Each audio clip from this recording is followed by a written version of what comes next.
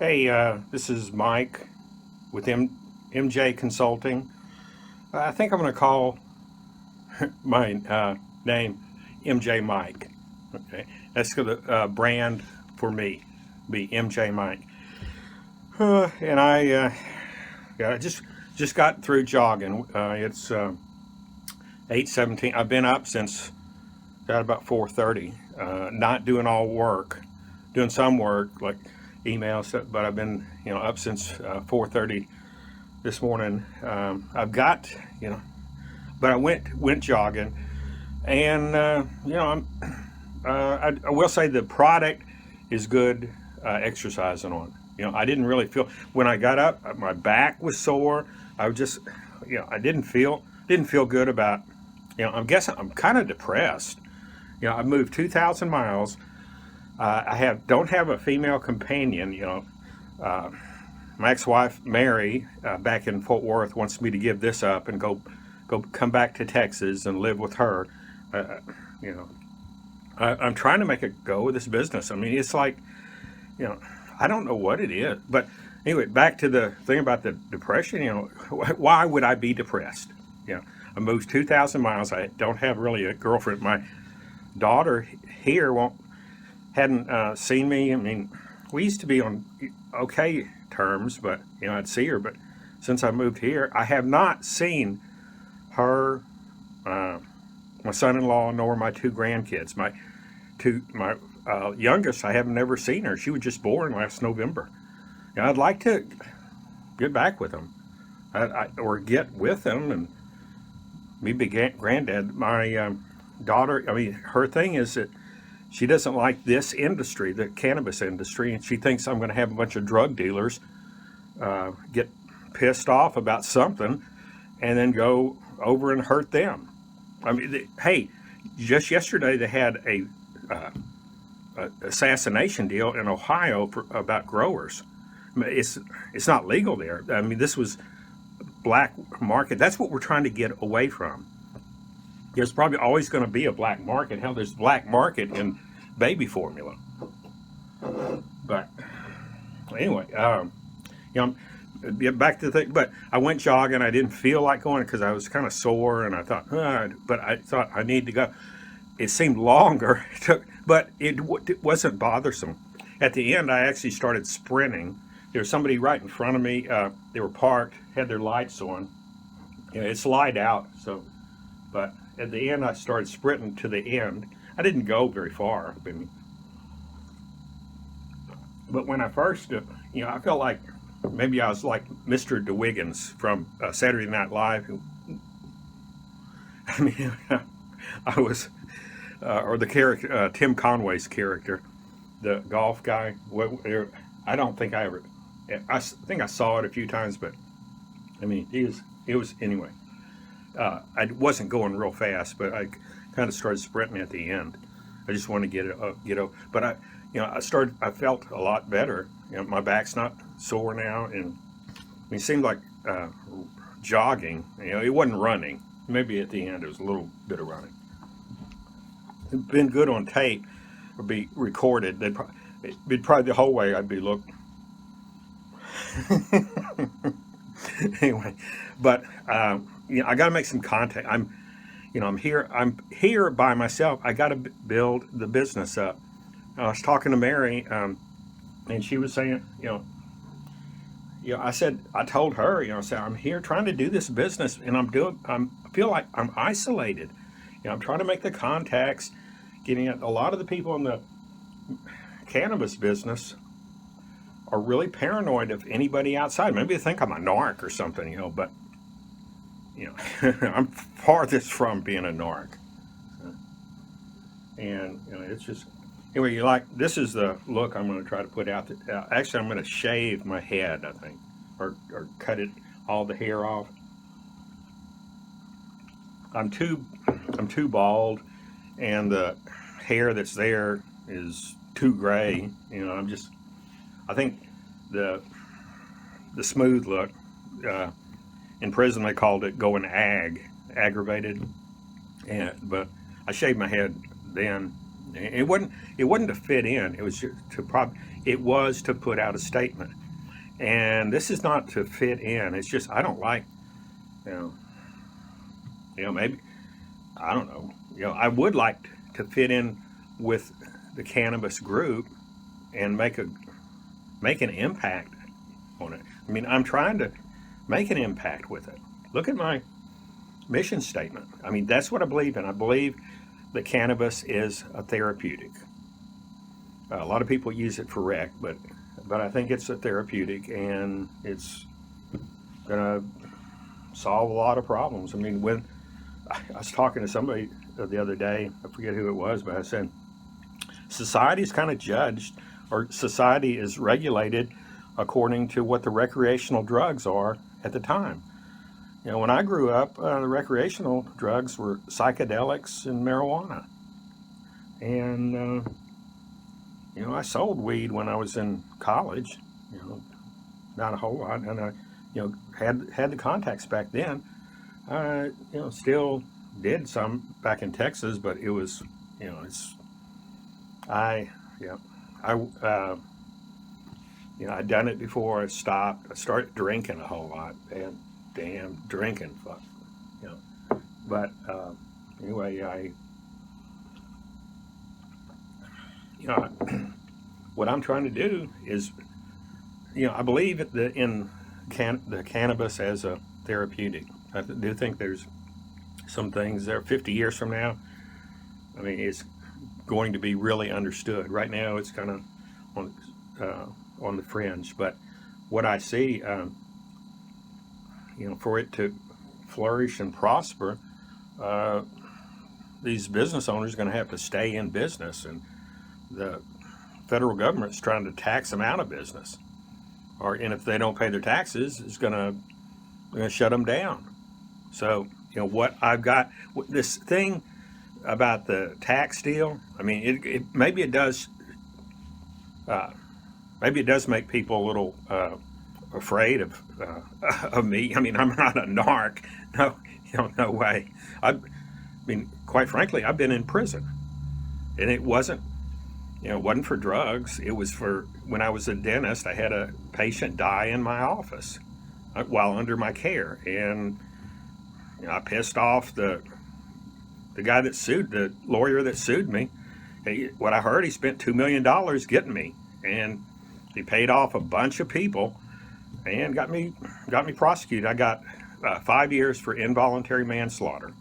They said that the needle I used to administer the drugs in an IV was a deadly weapon. They could say, well, you sell somebody a bag of weed, or you sell them, say, 7 grams, they end up freaking out and jumping off a building. Or you sell them a cookie. That guy was a little bit off. You sell them a cookie, and the guy ends up committing suicide up in Colorado. I mean, give me a break. That's not real, but somebody could sue you, and and you don't have the wherewithal to cover it. I got sued for $6 million, and I didn't have anywhere near the insurance for that. And what ended up happening, I mean, I was separated from my ex-wife at the time, and she was a physician. I told her, you need to move through with this divorce, because it's going to be ugly. I didn't know how much I was going to be sued for, but it was, ended up being $6 million. Well, I thought I was smart. We ended up getting a divorce. She went her way. I got with my other soon-to-be ex-wife, the titty dancer. And what ended up happening then is, I thought I declared bankruptcy, got a divorce. This half of the $6 million was going to go against Mary, and she would have paid it. So I saved her $3 million. She wasn't she wasn't there when I did this. Why should she have to pay? So, that's my ethics thing, And hell, when I was a stockbroker, they wanted me to roll over on somebody. I said, fuck you. I don't know. Yeah, when I was out on appeal bond with the criminal manslaughter charge, I had no travel restrictions. I ended up going to Mexico several times, down to the Caribbean. They wanted me to run and stay. I mean, there was a bounty out on me. I forget how many millions, but there's a bounty out on me. If they put an arrest warrant out, I was wanted dead, not dead or alive, just dead, brought back dead. So and they wanted me to roll over on all kinds of people for different. When I was a stockbroker, I thought, that everybody got freaked out about it was kind of like the Wolf of Wall Street. Everybody got freaked out about the thing there, and they said, "What are we going to do? What are we going to do?" And I said, "Hey, man, at least no one died." I mean, I had this crap hanging over me when I was a stockbroker. I did great as a stockbroker. They called me Doc. I got Broker of the Month, like how many? I got Broker of the Month like about 2 out of every 3 months, and I was there for a few. I was a stockbroker for 5-6 years. Then I got into investment banking and private placements, and made a lot of money. But it was one of the guys that worked for me. I ended up going to prison. My internet company that I started after this, the internet company that I started this was back in '96, and by '98, I look at the cannabis industry right now like the internet was back in '96. Right now, the cannabis business is like the internet was in '96. Another 2 years, investors are going to throw all their money at anything that smells, the pun there, anything that smells of cannabis. They're going to throw all their money at. So, here, right now it's 2016. By 2018, there's going to be a lot of consolidations, mergers, things, but it's like the gold rush too, back in 1849. Back in just California, Sacramento, that whole area. There's like the California gold rush, the cannabis industry is right now, and it's not going away. This business is not going away. It's just going to get bigger and bigger, and the people that can brand themselves and get the household name out there, the Coors, the Budweisers, the Millers, the Charmin, the brand names are the ones that are going to make it big in this industry. And to do that, you're going to have to brand yourself, and to do that, you're going to have to advertise. And the advertising space in the cannabis industry is not like it was, or not like it is in the regular advertising space. What it is now, the advertising space, you have to do a lot of social media, internet presence, SEO, video marketing. You have to do a lot of other things that you just can't throw your cannabis ad up on TV. It's kind of like selling whiskey, only even worse, because whiskey is legal, cannabis is not. You got all these. So anyway, that's why I started MJ Consulting. My daughter and son-in-law are, they're in the advertising business. They're here in Portland. They mainly, what I gather, they mainly handle Procter and Gamble and Nike. And Procter, and she's won a lot of awards. She's done a few Super Bowl commercials. That's not what she's most proud of. Most proud of these really creative things. You have to be a little bit more conservative for Super Bowl, more extravaganza, but not as creative, so to speak.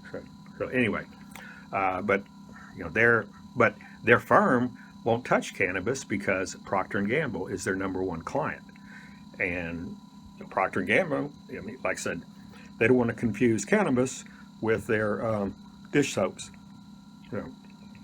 or anyway. That I think the advertising in the cannabis industry, which MJ Consulting, that's what it is. It's an advertising and marketing firm for the cannabis industry.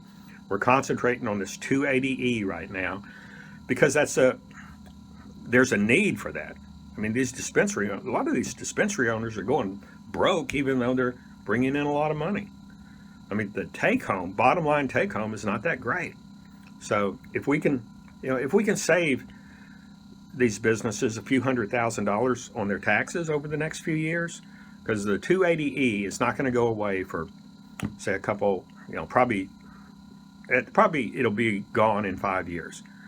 And so it's what we're doing right now is just a Band-Aid for this. But if we can save some of these dispensaries a few $100,000 on the taxes over the next few years, then we'll get our foot in the door with them, and they'll probably listen to other suggestions and recommendations that we have in order to help improve their business, particularly from the standpoint of advertising, marketing, and getting themselves out there and increasing their bottom line, and increasing, just making them a household name in the cannabis industry.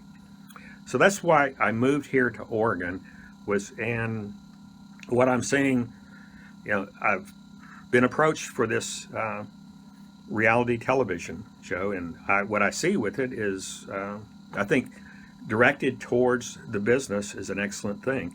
Right now, I'm trying to get a co-founder in with me, someone that has similar thoughts that I do, but can maybe keep me under control and help with this.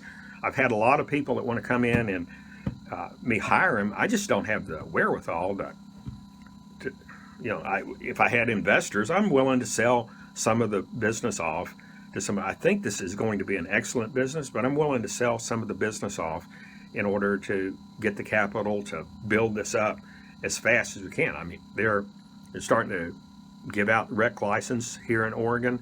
I want to be part of that. I mean, I'm wanting to build the brand, the MJ Mike's brand, and then also that Chef Budsy character that I'm trying to brand out there also. But I think this baked goods, drinks, coffee creamer, infused coffee for MJ Mike's. I think, and this being Portland's the #1 coffee consumption city in the United States now. So this is an excellent place to have your base of operations for your coffee franchises. Portland, Oregon. So not Portland, Maine, Portland, Oregon. That's how Portland, I found that out, how Portland, Oregon got its name is from the settlers Portland, Oregon got its name. It's the settlers back in Portland, Oregon. Portland, Maine. I'm not screwed up. I got so many things to do. I need a founder, and I need capital. I think I made some contacts. I'm trying to build up my credibility in this business. I founded a thing called the Northwest Cannabis Industry Leaders Group. It's Pacific Northwest. It's pnwcil.com, and I'm going to have it's a free membership group for people in the cannabis industry and interested in the cannabis industry to come together in the Pacific Northwest.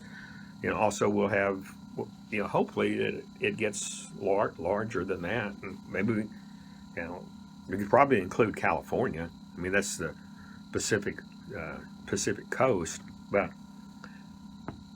we could probably include California. Because California, they're probably going to pass recreational there this year with the election. So we could, and they've got a lot of medical marijuana dispensaries there right now. So anyway, what I see with this, I'm planning on, building the business up. I'm trying to make the contacts, but I need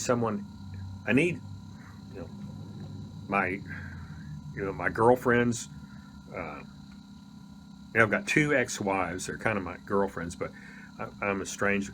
Mary, I thought she wanted to move out here this morning, but she's got her medical practice, and I'm getting out, but then I'm not meeting the right people. I mean, I've gotten offers from women are there that are in my same weight and age class, and I'm just, I mean, I guess I'm spoiled by, I realize I'm not, I used to look pretty good. I mean, when I was younger. I mean, now I'm a little older and I am wiser, more experienced. But you know, I I'd probably and I mean, Mary, I'm screwing her, and she's like 66, I think. She's or 67, no 67. I mean, but she doesn't look as old as she is, and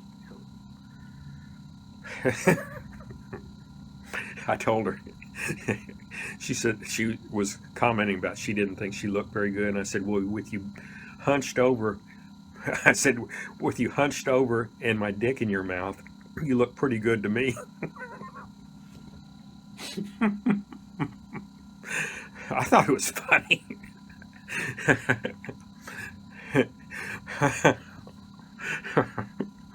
Anyway, I want to find me a girlfriend. I mean, Laura, she was a dancer, and she was, she's not as pretty as she used to look, but she's still, she's 52, so, and she's younger than I am. But when we got together, yeah, she was a dancer.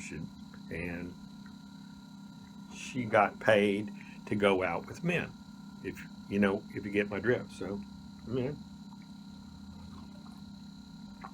So she was used to working guys for money, and I mean, we were together a long time. We were before I went to prison. We were together for I think 9 years, and we got a divorce.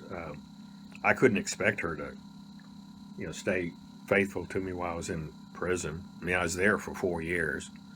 I mean, that's the thing. I couldn't be faithful to my two ex-wives before that, and I had, I was sleeping in the same bed with them. So, how? So, it's, like I said, I wasn't there. I mean, I was doing my time, she was doing hers. So, and then she ended up. I mean, she went off the rails and started doing coke and meth, and ended up just going way off. I mean, it might have ended up being the kicker for uh, her mental thing right now. Maybe not. I don't know. But anyway, what it was like that's what that is. And so, but anyway, I stayed with her, and she's not a good influence on me working. I mean, she called me up, asked me to send her more money. I committed to $2,200 a month to her right now.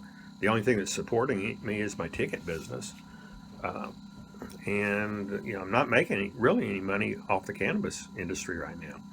Um, so I'm there, and this I believe this deal that I've got where I put ticketing businesses into dispensaries. I mean, it's a good idea. I mean, I've talked to accountants; they think it's excellent. They think it's. I mean, I've had a bunch of people tell me this is brilliant. How'd you come up with this? Well, I didn't come up with it completely. I am the expert in the ticket business. I know how to do. I've been doing it for since 2004, and I did it full time since 2008. After I got out of the the internet uh, business, this is after I got out. I was planning on doing the ticket business before I went in. I had a domain called Ticket Source. It was my original ticketing website and Ticket Source, and I was gonna merge with another ticket broker that was in Dallas there, and we were going to do something. Then when I got out, we were going to set up a ticketing agency. They weren't hadn't even built uh, American Airlines Center yet. This was, and we're going to put a ticketing agency down there, and that would have, done great. Except uh, the the guy, this one guy that I had met, I thought he had all these connections. I mean, that's the problem. I'm getting people that talk a good game, particularly about who they know and what they can do, and it's just not coming through. I mean, this guy was an alcoholic, drug addict, and he worked for me. Got us thrown out of that building because he broke in one night and stole, uh, broke in, came in through our office and broke into the landlord slash owner's place, stole golf clubs. So I mean, he was a piece of shit. And I let him use Laura's car. Laura's in prison then, and I let him use because I was trying to give the guy a leg up, and he kept talking this good game about he knew all these people in East Dallas with money, and I thought it seemed right, but the thing is, everybody knew him as I mean, he was an ex-con. He's still in prison now, I think. DS, that was his name. He was a white dude. He'd been from what he told me, and I don't know if this is true. He said he was a defensive back for the University of Texas Longhorns, and so he said he was a starter too. And so they knew a bunch of people. The only people, everybody knew him as being a loser. He was a loser. I mean, I shouldn't call people losers. I'm just kind of charged. I mean, we got into a little bit of a fight. Is more pushing, shoving, tackling. I blocked everything because I was a not quite third degree black belt, and then I got in kung fu. When I was in prison, this one black kid, I fucked him up. He was trying to get my shoes. I just gotten some shoes sent in by my aunt, some tennis shoes, and the guy wanted this is like the thing. Guy, he wanted to. This is when I was first in there, and what I've been wired all up saying, you go to TDC, you're gonna have to throw down, and and I'd been trained in, I'd gotten a red belt in kung fu now, and I got back into it. I'd done it in high school and college and after. I kind of got out of it when I was in dental school because I had to put a lot of time into dental school, but I mean, it's the guy that gave me my first black belt was Ed Parker. He didn't give it to me. I mean, I had to go through, but he's the one that kicked me in the gut when I got my black belt. That was the initiation, and he's the one that gave Elvis his black belt also. He's so Ed Parker. He's no longer with us, but he trained all this. He was big on the West Coast. Ed Parker, Kempo Karate. And so I was in that, and I was thinking about blowing off, taking off from school for a year, and getting into stunts, being the guy that Chuck Norris kicks around. And then I broke my jaw. It kind of took my edge off. I was real good, won a bunch of trophies before, and like I said, I've done a lot of crap. Well, I've done things in my life. I mean, I hitchhiked to New York twice. I think David Berkowitz, the son of Sam, I think picked me up.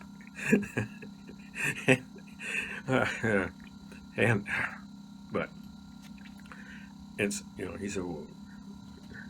mean, he made advances to me, but this guy, that was a weird. It was really cool. I mean, you could hitchhike. But this was back in the 70s. People were cooler then, and like I said, there's a difference about society is different now. The people take these high stimulants, coke, crack, and meth, now, I mean, that's their drug. That's their recreational drug, is something to put them way up.